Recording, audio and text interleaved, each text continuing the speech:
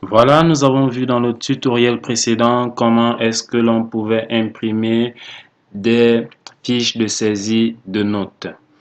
Bien, normalement, dans ce tutoriel, nous aurions dû voir directement comment est-ce que l'on enregistre des notes, mais nous allons d'abord faire un premier tutoriel sur les enregistrements académiques. Alors, les enregistrements académiques, qu'est-ce que c'est? Nous remarquons que dans certaines écoles, il y a par exemple des élèves qui sont inaptes, qui ne doivent pas faire le sport, par exemple. Nous remarquons dans d'autres écoles que, à part les inaptes, il y a vraiment le fait que des élèves choisissent les matières qu'ils doivent faire. Ceci est très fréquent dans les sessions, dans les sections anglophones. Alors, cette réalité doit être transmise dans le logiciel. Alors, comment est-ce qu'elle est transmise dans le logiciel justement avec les enregistrements académiques? Bien, comment faire des enregistrements académiques dans le logiciel? Cela est très simple. Nous allons simplement cliquer, vous voyez là, parmi la liste des actions, la première action que l'on peut faire sur une salle de classe, c'est justement les enregistrements académiques. C'est ça qui correspond au premier bouton avec ce petit Graduation Cap. Voilà, vous voyez ça là. Vous cliquez simplement dessus. Voilà, et normalement, vous aurez là la liste des élèves. Nous allons choisir une salle de classe dans laquelle nous avons quand même des élèves. Nous allons prendre Terminal C, en espérant que nous avons quelques élèves. Ah bah non, nous cherchons une autre salle de classe. Bien, si nous avons fait des enregistrements en 5e A, ça veut dire obligatoirement que nous avons des élèves. Voilà, ça a été fait. Donc, en 5e A, nous voulons faire des enregistrements académiques. Vous avez là le nom de l'élève qui se répète plusieurs fois en fonction du nombre de matières. Donc, nous avons Afana, anglais, Afana encore chimie, ainsi de suite.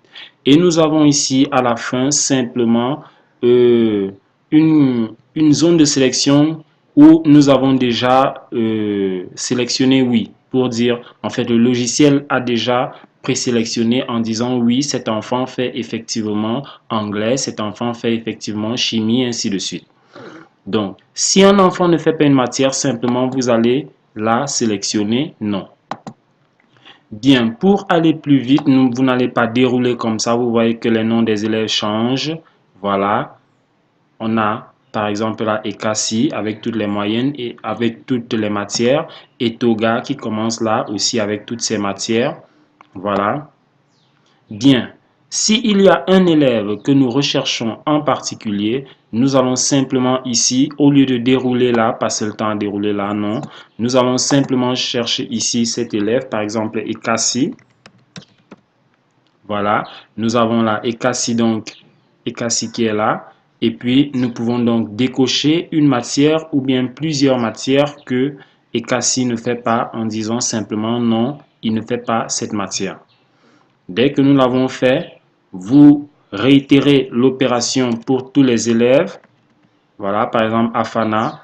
Bref, vous recherchez ces élèves pour lesquels vous devez éliminer certaines matières. Une fois que vous l'avez fait, attention, nous mettons un très gros attention avec une couleur très rouge, vraiment pour attirer votre attention sur ce que nous allons dire maintenant.